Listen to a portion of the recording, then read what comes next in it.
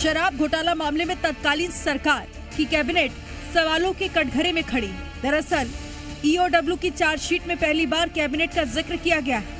आरोप है कि शराब सिंडिकेट ने अपने प्रभाव से तत्कालीन कैबिनेट से नई आबकारी नीति लागू करवाई, जिससे कथित तौर पर शराब कारोबारियों और उनके सहयोगियों को सीधा फायदा पहुंचाया गया। चार्जशीट के मुताबिक इस घोटाले में करोड़ों रुपए का खेल हुआ।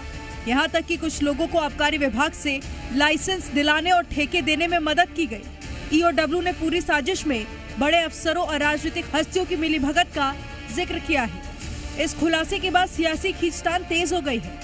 पूर्व मुख्यमंत्री और विधानसभा अध्यक्ष डॉक्टर रमन सिंह ने इसे हिंदुस्तान की राजनीति का सबसे बड़ा अपराध बताया है। उन्होंने कहा कि सरकार के खजाने में डाका डालने का काम हिंदुस्तान की राजनीति में कभी नहीं हुआ।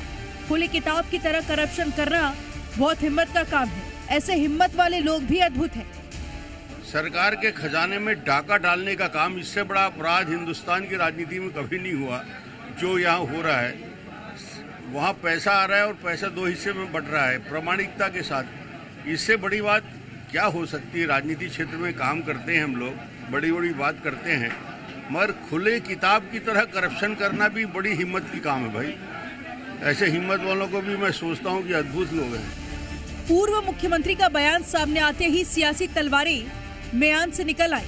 कांग्रेस ने एजेंसियों के काम करने के तरीके पर सवाल खड़ा कर दिया है। पीसीसी चीफ दीपक बैज ने इसे कांग्रेस नेताओं को टारगेट करना बताया। एजेंसियों के लिए कोई नया चीज तो नहीं है, ना हम लोग के लिए कोई नया चीज है।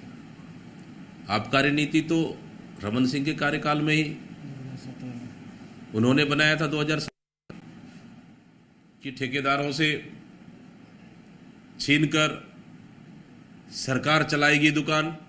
ये नीति किसने बनाया था?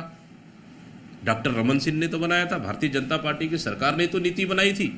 फिर कि किसी भी तरह कांग्रेस के नेताओं को फंसाओ, इतने मामले बनाओ कि उनको जेल भेज दे। छत्तीसगढ़ के इतिहास में पहली बार ऐसा हुआ है कि किसी जांच एजेंसी ने कैबिनेट के फैसले पर सवाल खड़ा किया है। पूर्ववर्ती भूपेश सरकार के दौरान लाई गई शराब नीति में राजनीतिक दबाव और षड्यंत्र का जिक्र किया जा रहा है। वही कमीशन के लिए गलत तरीके से नियम बनाए जाने का भी जिक्र है, जिसके चलते एक बार फिर पूर्व मुख्यमंत्री भूपेश बघेल शराब घोटाले की रडार में आ गए हैं। अब देखना होगा कि जांच एजेंसी मामले में और क्या बड़ा एक्शन लेती है। ब्यूरो रिपोर्ट, जी मीडिया।